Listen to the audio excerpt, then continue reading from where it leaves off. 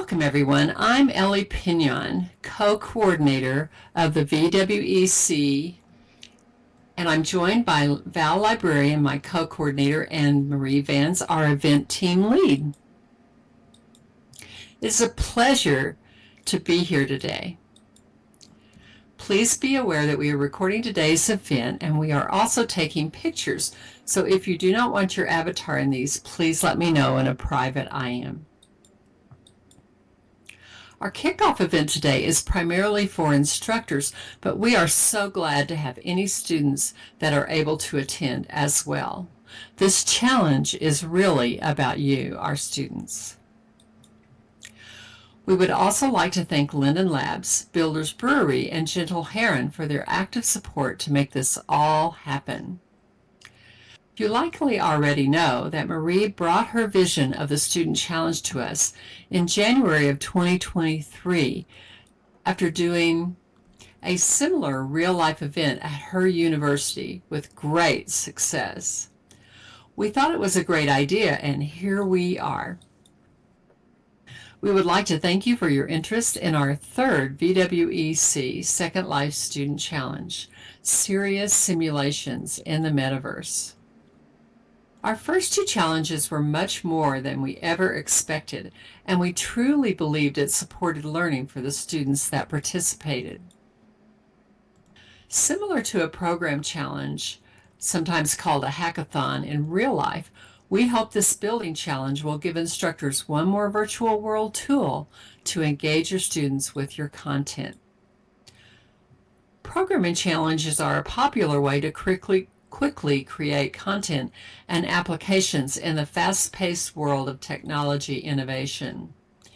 These events are typically run through academic institutions or high-visibility technology companies like Google and Meta. They usually run between 36 hours and a week, with most around 36 to 48 continuous hours. The final products of these challenges are typically prototypes that the schools or companies can use as proof of concept, which may be taken up for fleshing out later on. VWEC was approached to sponsor such a challenge, but instead of being a continuous number of hours, we decided to run it for 2 months, which should allow students who might be new to Second Life enough time to gain some proficiency with the Second Life interface, building, and scripting. The event will be open-ended enough to let instructors fit it into their content, but includes some rules and a rubric that Val will share with you in a few minutes. We wanted to inform your students with best practices for building and teaching in Second Life. The challenge officially begins today, February 15th. And I'm going to share the goals and prizes with you. We do have judges selected for the individual expertise, and awards and prizes will be based on points given using the rubric. And the prizes have been generously donated by Metaverse Libraries and include memberships and Lindens. I'm just going to share these with you in text only. You don't need for me to read them to you.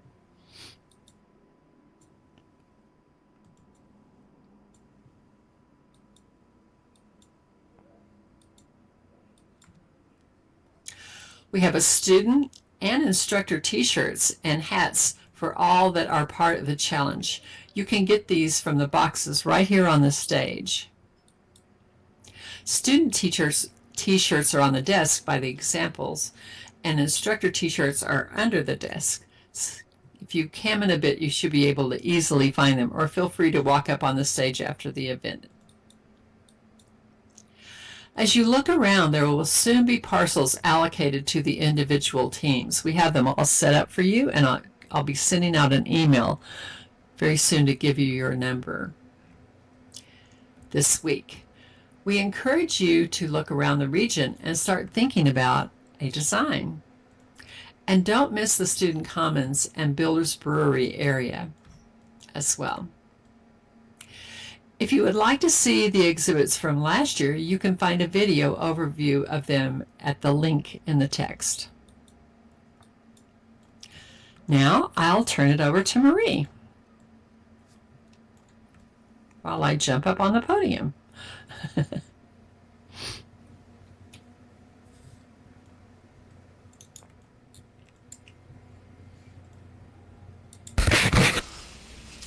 Okay, thanks so much, Ellie.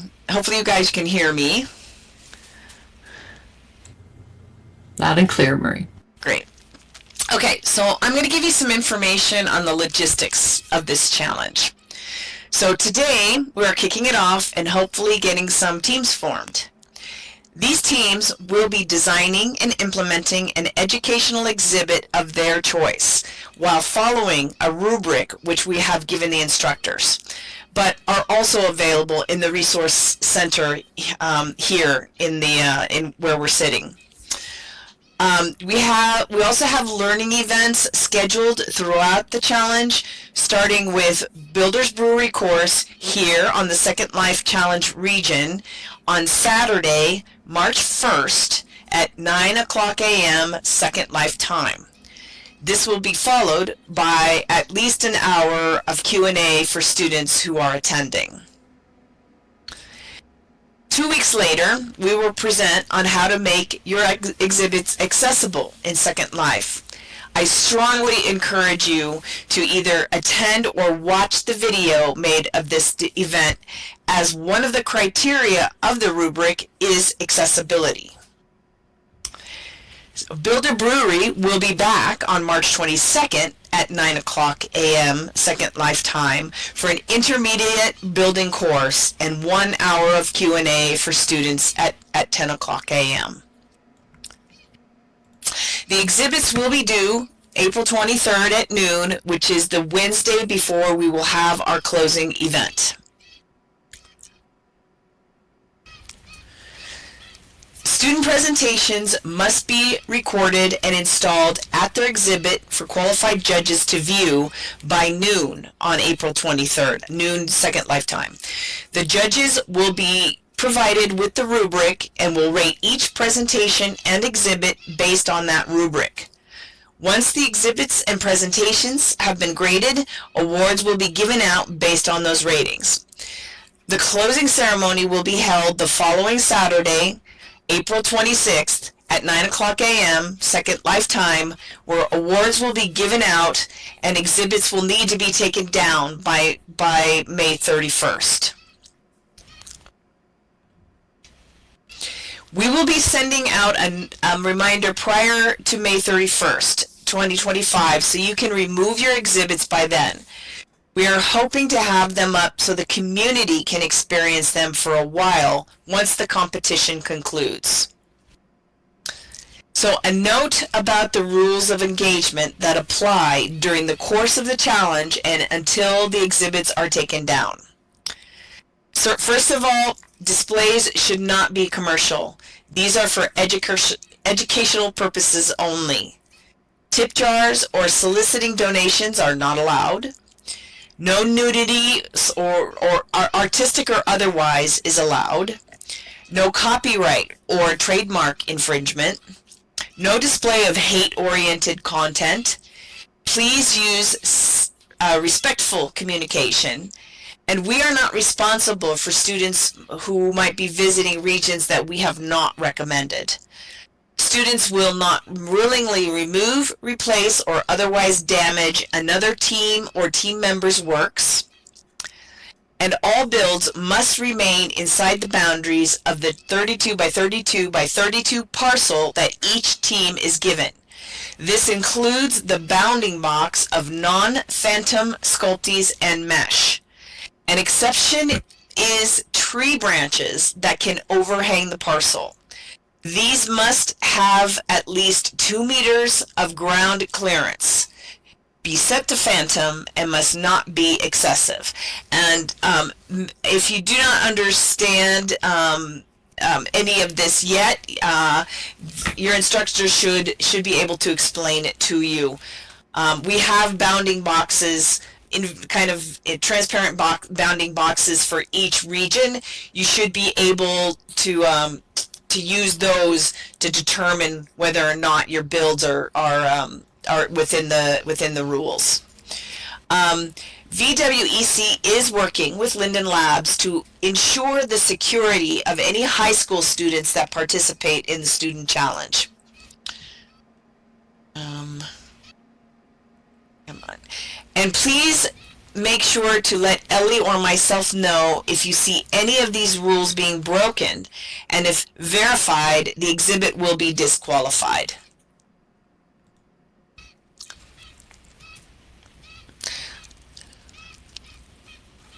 Okay, so the last thing I'll present here is on those building parameters. For now, the footprint will be 32 by 32, and when we look at the exhibit spaces, those are currently 32 by 32.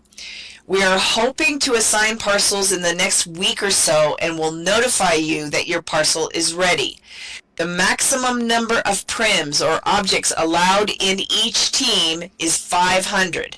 This should be plenty for the exhibit. We haven't had problems in the past. The region for the Second Life Student Challenge itself has been donated by Linden's Labs, and for that we are really grateful. We would not be able to offer their experience without their support. The entire region is dedicated to the Student Challenge and has other features in addition to the actual spaces for the student builds. There is a central resources parcel which contains landmarks to the virtual ability orientation, several exemplary educational builds that we encourage you to visit before starting your own design activities, and this may allow you also to get ideas that could help with your own exhibits. There's a panic button that allows students and instructors to reach out with questions either on our dedicated Discord channel or by IMing us in World. And there is a separate parcel for Builders Brewery and Accessibility Live instruction events. There is a calendar of Builders Brewery courses that you are free to sign up for and take outside of the Student Challenge series of educational events as well. You might consider taking a couple of those to enhance your own building skills. Again, we are here to help. We are here to help. And please feel free to reach out with any questions you might have. As I tell my own students, there is no such thing as a dumb question, and if you have a question, it's probably because we forgot to provide the answer, and everyone else is probably wondering the same thing. So now I'm going to turn this over to Val. All right, hello everyone. I'm so excited to work with all of you at the VWEC Student Challenge. I'm Val Librarian in Virtual Worlds, and I'm going to share some of the instructions for you. And I realize we're giving you a lot of information, but as Marie said, we're here to help later if you forget any of this.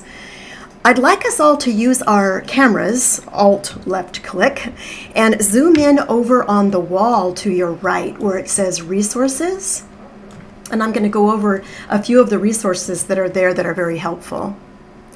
And you'll see the rubric right there on the wall, which is what the judges are going to be looking for in your build. You'll also see a panel called Second Life Basics, Orientation, and the calendar of events. Would you type a Y in the local chat if you see all of those where Ellie is standing? That's a good place to just see all these things in World.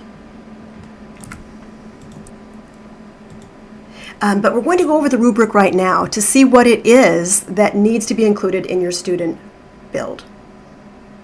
You can also find this rubric in the Google Doc that I'm putting in local chat, so you can just save that and go to it anytime you choose. I'm camming in on the recording. We have 5 criteria that you need to address in your build. And the first one is authenticity or accuracy, both. Authenticity and accuracy of content. And this should be apparent in your build and also in your presentation. Think of things like, where did your information come from? Are you listing where you got it in your citations, or did you make a resource list? Examples might include, if you're building something historical, you want accurate historical content of a particular era. You might look at authentic clothing or objects from that time period. If you're building something more in the scientific subject area, you want accurate scientific language and concepts demonstrated with the sources documented. So authenticity and accuracy, of course, are important in virtual world simulations. Of course, this is meant to be a guide.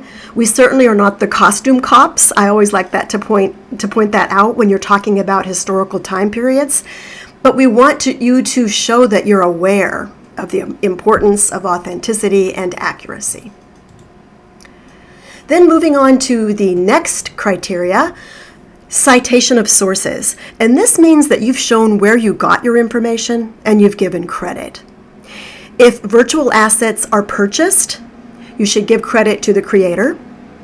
Original work will be rated heavily, and the majority of the experience should be built by you, the students. If AI is used, the purpose of using artificial intelligence must be clarified. Why did you use AI? Instructors are responsible for clarification of how credit is given. Examples might be you're putting your resources in a note card at the close of the video presentation. You can decide which way you'd like to show where you got your information. We require no specific formatting, such as MLA or APA citations. So our next criteria is accessibility and aesthetic appeal. And this shows that you've considered people with hearing loss or low vision or any type of physical world disability in the creation of your build or presentation. A well-designed build considers things like the colors and the textures. Examples might be eye-pleasing tones and no spinning neon signs that are hard on the eyes. Virtual worlds provide rich experiences for people with disabilities. Sometimes they can do things here that they could not do in the physical world. While we do not expect you to design your build primarily for those individuals with disabilities, we simply want you to show that you've thought about it because it's important to consider accessibility. Gentle Heron will be a great resource for all of you.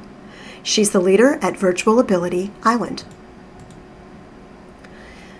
And next we have the criteria element that we're calling interaction and or immersion.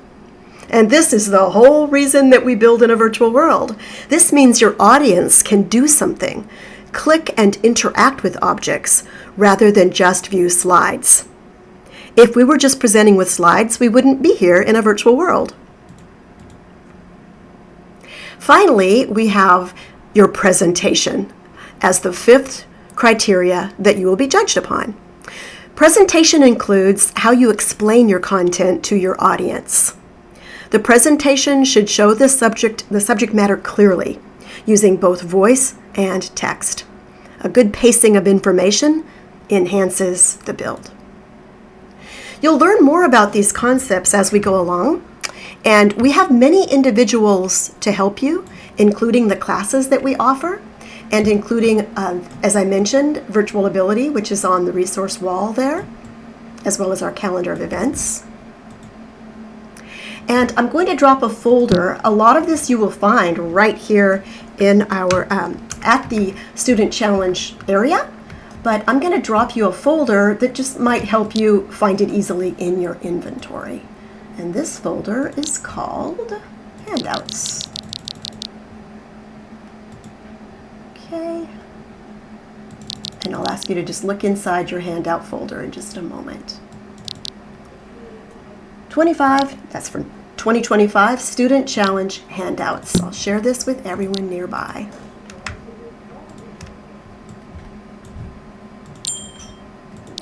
You should receive a folder called 25 VWEC Student Challenge Handouts. Student Challenge Handouts. Okay, I've dropped the note card.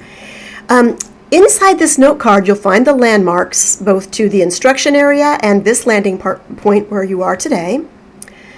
I did mention purchasing items. Purchasing some items on the Second Life marketplace is allowed. However, they must be modified to make them your own. If you buy a building, we don't just plug down that building and you're done. You need to adjust it to amplify what it is you're trying to show that you've learned. And it must align to the subject and the learning objectives of your own build. We do have some exemplary builds that you can visit to see potential for serious simulations. And you'll see those inside that folder that I gave you in a note card. Open the note card called 25 VWEC Second Life Student Challenge Examples and Landmarks. Visiting a few beautiful places to see the diversity of different styles and different ways to build can be very helpful. So we've chosen some diverse simulations to show a variety of subjects and perspectives. As Marie said, we don't want you to feel overwhelmed, and if you do, you can go to the panic button. You can see right here, need assistance, right in front of me. Builders Brewery mentors will be available to help you on Discord. So there's a Discord channel invitation. We also have the VWEC Student Challenge Discord channel. And you can certainly always reach out to the three of us, Marie, Ellie, and myself, right here in Second Life. So we hope that this overview, it's been a lot of information, but we hope that it's been helpful. And we'd certainly like to open up for any questions that you might have. As Marie said, there are no questions that are stupid. We're here to answer anything at all because we've given you a lot to think about. So, questions, anyone? I have a question, guys. Could you tell us a little bit more maybe about the subject of the project for the students? A little bit more guidance on what exactly they should be making. Perhaps some examples from last year. Let's think of a couple from last year that were good overviews of subject matter. The one that comes to mind to me is the rainforest, with all the elements inside the rainforest. Marie, you want to elaborate?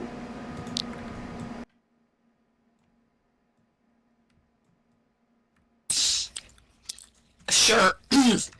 So the exhibit was a recreation of a rainforest with information in various parts of the rainforest describing what the tree was, what the animal was, and why it was important. It was for sustainability, so the focus of it was to show how important rainforests are for our climate.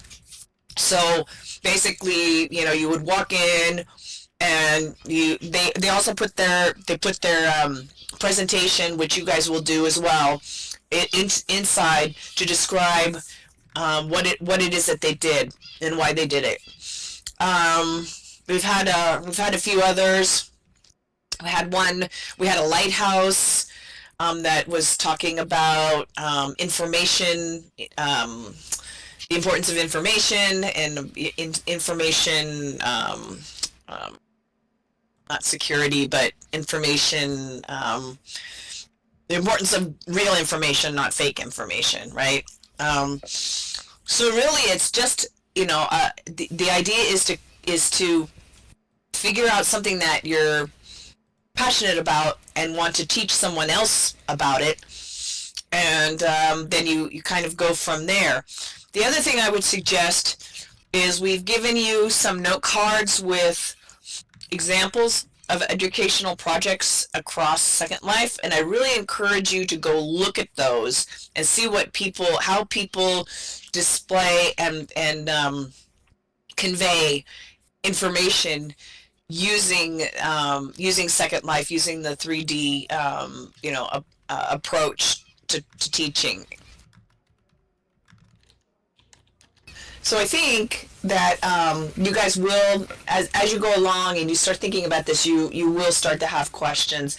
Really strongly encourage you to try and come to the Builders Brewery if you've not built in Second Life before, and it'll be right here. So if you guys want to landmark this place, if you know how to do that, so you can come directly back here, that would be helpful.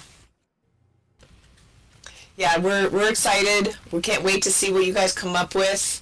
And again, you know, the reason why we have this for so long is so you guys you will end up with the skills to do something amazing. Everybody always does. So really, really excited here.